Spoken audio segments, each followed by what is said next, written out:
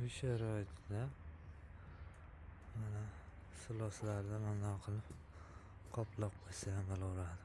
Hozir buni qo'ylarga beraman. Mana silosimiz chiroyli turibdi. Achimagan, aynimagan. Mana shunaqangi qilib qoplab qo'ysa ham bo'ladi. Mana silos olib keldim qo'ylarimga. Qanday qilib ichidagi qo'tirlarini, qurtlarini yo'qotish sirlari ekan. Bittadan bosib qo'yasizlar, yaqinlarga podelitsiya qilib qo'yasizlar. Mana ekan hammamiz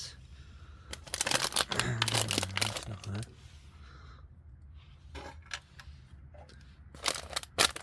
mollarda dorisini sotadigan aptekada sotiladi bu narsa.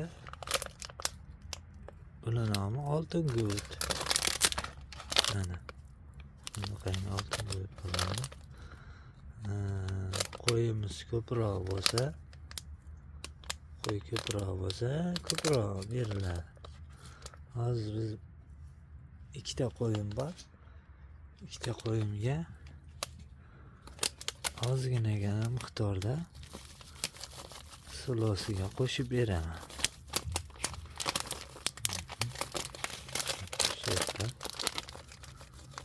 Silos va qo'tir barcha yuqumli kasallarga davo bo'ladi.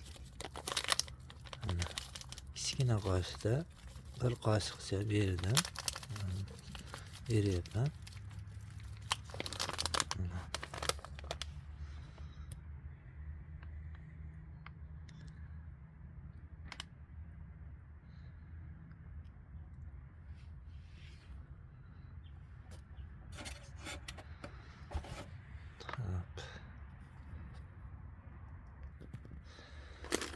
Bir qoshiqcha, kichkina qoshiqni bir qoshiqcha soldim.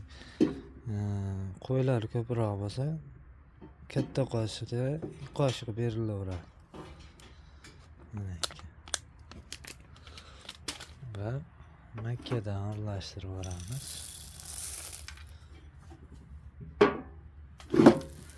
Ichiga aralashtirib yuboramiz oltin guvt.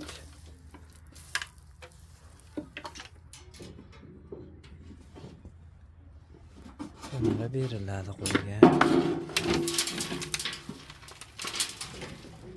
Qo'tir ichidagi barcha kasalliklarga davo bo'ladi.